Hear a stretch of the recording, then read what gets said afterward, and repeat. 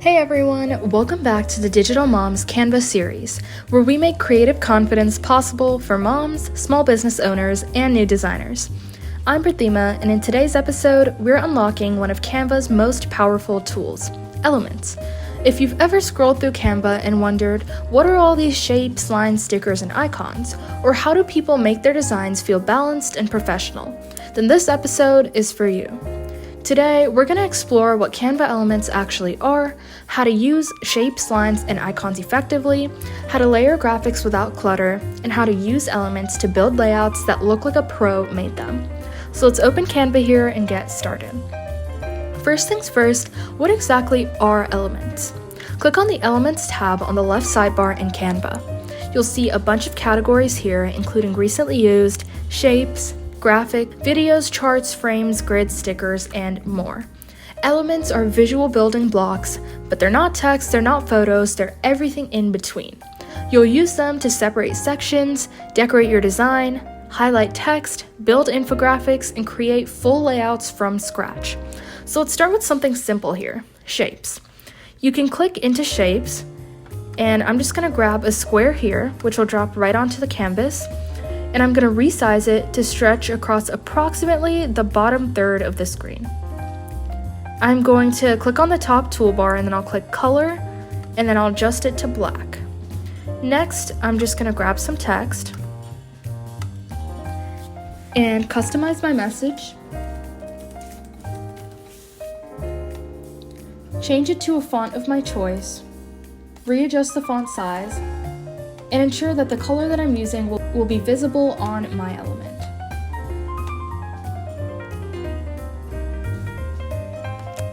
Place that text on top of the shape. Now you see what we just did? This shape acts as a background block. It separates the content and helps the words stand out. So now let's try a circle. I'm going to use a circle frame this time. So I'll scroll down to my frames, click on the circle, and then choose an image of my choice, any image. I'll drag this image into the circle, and now we have an instant focal point. My tip here is to use shapes to create structure. When things feel like they're floating, shapes can help anchor your content and add more visual weight. So now let's look at icons and illustrations, which is where Canva Elements really shine. In the search bar under Elements, you can type in something like coffee mug. You'll see rows of simple line icons, flat graphics, and colorful illustration. So I'm just going to start by clicking on my photos here and then choosing my favorite coffee image. I'm going to readjust this image so that it covers the entire screen, but I'm going to move it to my back to ensure that it's not in the way of my element. And to do that, I'm going to right click on the image, click layer, and then click send to back. This adds personality and tells the viewer what the design is about more quickly. However, I'm not a fan of the distinction between the element and the image, so I'm just going to click on the square here and I'm going to readjust the transparency to about 70 so you can see both the image clearly and also a highlighted version of the text. You can use icons such as the image here for contact details such as email, phone, or location, bullet points and presentations, labels and infographics, and branding consistency. Try searching money icon or calendar, anything you need, and Canva probably has it. My pro tip here is to keep your icon styles consistent. Don't mix cartoon icons with minimal line drawings. Pick one visual style per design. Now, let's clean up our layout a little bit here with lines. So if you go to shapes and then click see all, you'll see a line section at the top. You'll see dozens of options, including solid, dotted, curved, and even decorative. I'm going to grab a simple horizontal line and place it between the border of the image and the square.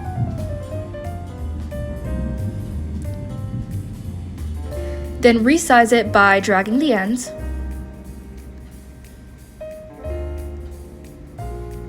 And Canva will show you pink guides to help you center it, as you just saw.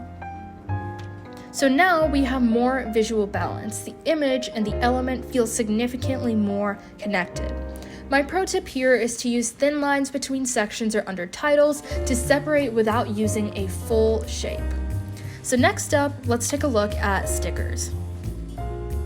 While I don't think any of these in particular would fit this image, you can scroll down in Elements and search something like sparkle sticker or sale sticker, and they're basically animated elements. Think of them as moving illustrations for social media posts, reels, and stories.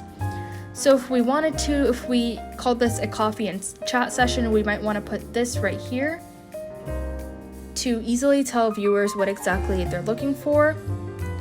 And it draws extra attention without needing any text. My quick tip here is stickers work best on digital designs, not print. They won't animate on flyers, but they will pop on Instagram, TikTok, or video content. So if you want to level up from your design without starting from scratch, let's take a look at frames and grids. So I'm going to head back to my Elements section here. And now you see frames and grids. These are shapes where you can drag and drop photos or videos, circles, blobs, phone screens, anything. If we grab a blob frame, I'll drop it in, resize it, and then drag a photo of anything from the Photos tab onto it. The image will automatically snap inside. Now if we take a look at grids, these are perfect if you're making a photo collage, a mood board, or a side-by-side comparison. Even for social media posts, grids work fantastic. You can choose a grid layout with 3 columns and then drag in your photos, and Canva will take care of all of the spacing for you. Grids are great for Instagram carousels or storytelling visuals. And that's a wrap on Canva Elements. Today, you learned how to use shapes and lines to structure your design, add icons, illustrations, and stickers that match your brand, layer and align elements with intention, and use frames and grids to make layouts fast, clean, and scroll stopping. In our next episode, we're going to take all of this and learn how to create branded social media content using Canva, from idea to post. So if you found this helpful, be sure to like this video, subscribe to the channel, and share it with a friend who's trying to level up their design game. And if you want free templates, job tools, or support in building your creative confidence, check out DigitalMoms.org. You've got this, and I'll see you in episode 6.